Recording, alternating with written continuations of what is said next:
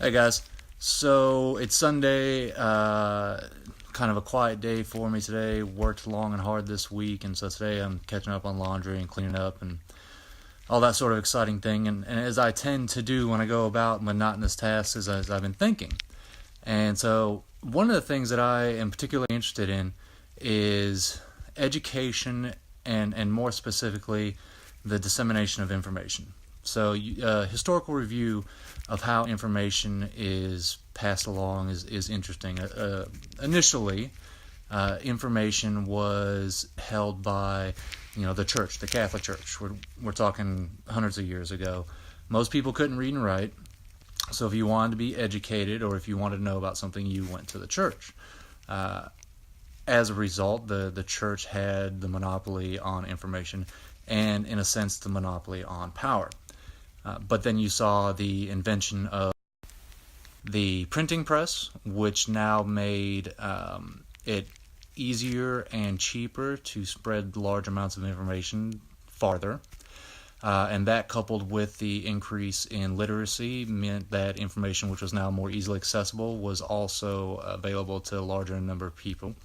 And all of a sudden, the church started to lose power, and you saw this shift where power now resided in the universities and formal educational entities. And then you fast forward a couple hundred years later, and we have the rise of the internet. And now information is free, widely available to something like 95 or 96% of the world's population. And even this cell phone that I'm recording these videos on, with this cell phone, I can access in seconds all the recorded information of mankind. And yet we frequently take these amazing devices and rather than educate ourselves, we watch cat videos and look at memes. So that's kind of hilarious. And so with the further decentralization of information, we see that university attendance is down. Less and less people are getting master's degrees. And universities are now losing power. And so it's interesting to see how information has changed in the way that it disseminates and how it correlates with power structures. Speaking of education, and this is more what I was thinking about earlier, I think the American education system has done us a disservice because people don't know how to ask good questions. All through school, primary and secondary, and even at the collegiate level, I was not taught to think and solve problems. What I was taught was how to remember and regurgitate the right answer. Fortunately, I learned a mind hack where I could retain large amounts of information for short periods of time, so I always tested well, and so when I applied myself very minimally, I got good grades, and I was able to get through school and through college and check off that box and move on with my life. But if you asked me today what I learned in accounting too, I have no freaking idea because that class was not interesting. I had no reason to retain that information, and so I did my little mind hack. I tested well, I passed, and I got out. The problem that I see happening is now we're adults and we're leading our lives and we're trying to have healthy relationships and advance our careers, and we still don't know how to ask good questions as a whole. Now, this isn't true for all of us, but as a whole, we don't know how to ask good questions. We kind of take things as they're presented to us at face value and assume that it's true because that's what we were taught to do in school, and we live our life based on these untested presumptions. And it turns out that some of the things we're told, some of the things that we're basing our lives on, we shouldn't take at face value.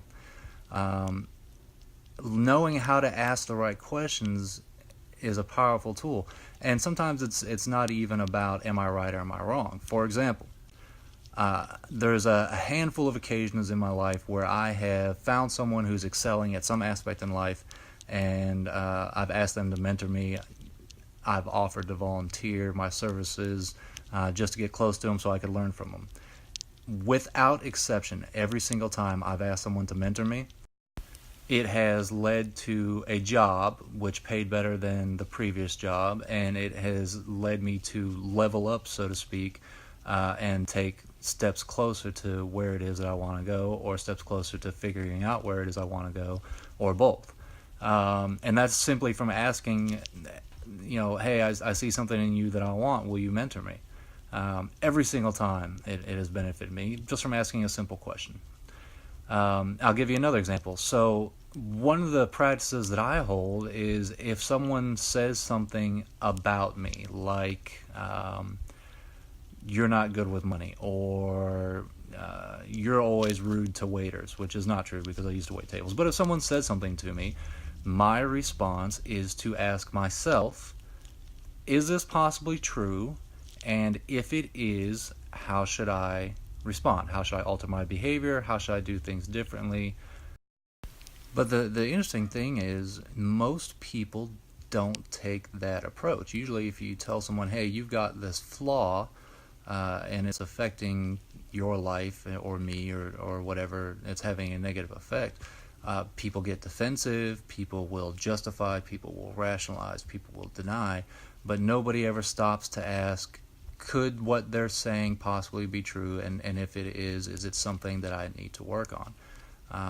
I've seen this countless times with my friends and people I've been involved in romantically, and people I work with, coworkers, anyone I've had the time to get to know a little bit.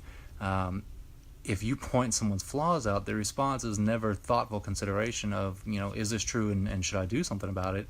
It is always an immediate and vehement denial that's possible, which is a serious weakness. If we're not willing to accept, the fact that we all have room for improvement, that we all have things that we can do better, we all have blind spots.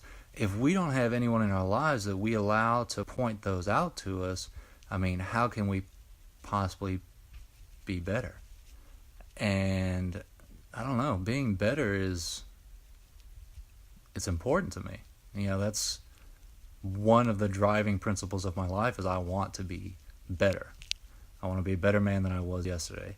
In fact, I honestly believe that my only competition is me, and as long as I can be better today than I was yesterday, and better tomorrow than I am today, then there's no end to what's possible for me. I want to be better. I want to be a better friend. I want to be a better coworker. I want to be a better boss. I want to be a better boyfriend. One day I'd like to be a better husband, a better father, whatever it is. But the only way to get better is if I know where I am lacking. And I mean, we are our own worst critics in some instances, and in some instances we're not able to critique ourselves well at all. So we need an outside perspective. We need to have the mental resilience and the emotional intelligence to be able to take criticism and use it to improve. But if we don't know how to ask the right questions, if we just take what we're presented at face value, or on the opposite end of the spectrum, take what we're presented and immediately deny it without bothering to do any sort of investigation or thought, how can we possibly improve? How can we do anything but keep wandering through life, making the same mistakes, suffering the same consequences over and over and over, which, by the way, is the definition of insanity. So that's really just what I was thinking about, whether or not I follow that process as well as I need to. When someone say, hey, you've got room for improvement in this, do I consider it as well as I need to? And I was thinking about people in my life who I know need to learn this practice. So don't take everything at face value. Ask good questions. The only possible outcome is a better understanding of yourself and of the world around you. And if we can get that, then we can improve. So, love you guys. I'll see you on the next one.